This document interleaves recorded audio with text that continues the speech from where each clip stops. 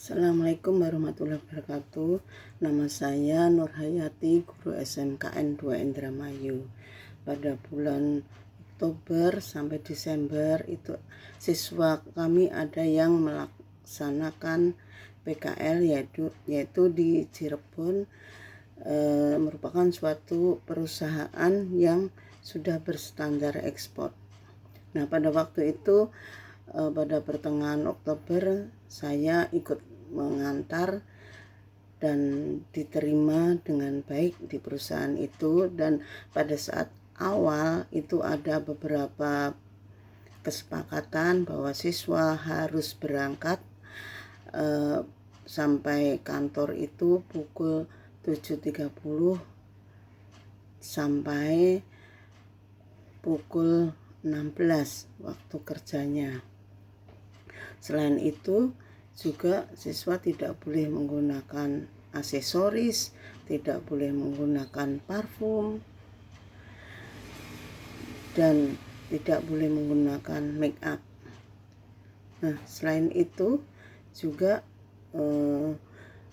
karena tempat PKL dengan tempat indekosnya anak-anak itu sangat dekat, hanya dibatasi oleh dinding yang ada kawatnya, maka Bapak manajer itu sudah pesan bahwa kalian tidak boleh loncat pagar.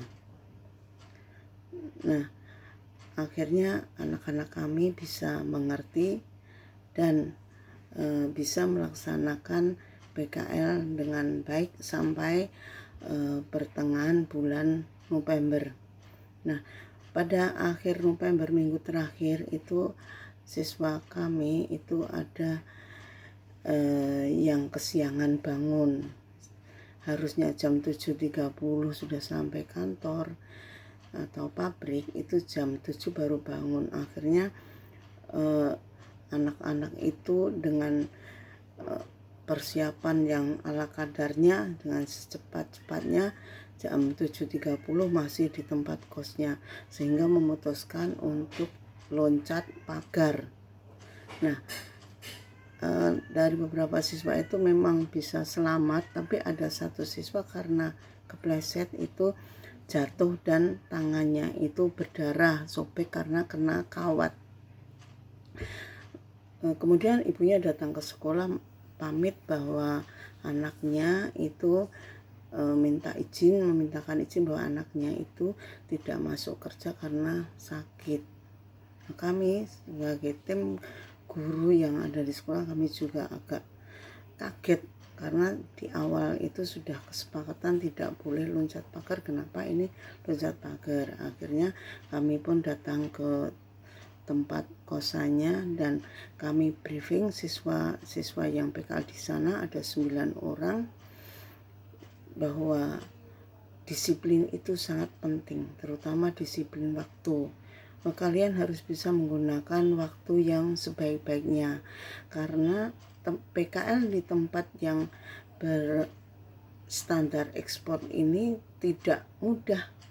Tidak semua siswa bisa diterima di sini, karena orang yang pengen PKL di situ itu sangat banyak sekali dan harus ngantri. Tapi kenapa kalian itu tidak menggunakan waktunya dengan sebaik-baiknya, tidak bisa mengatur waktu dengan sebaik-baiknya karena kebanyakan main HP sehingga tidurnya sampai malam hari dan bangunnya kesiangan. Nah, kalian waktu yang tinggal sedikit ini gunakan dengan sebaik-baiknya.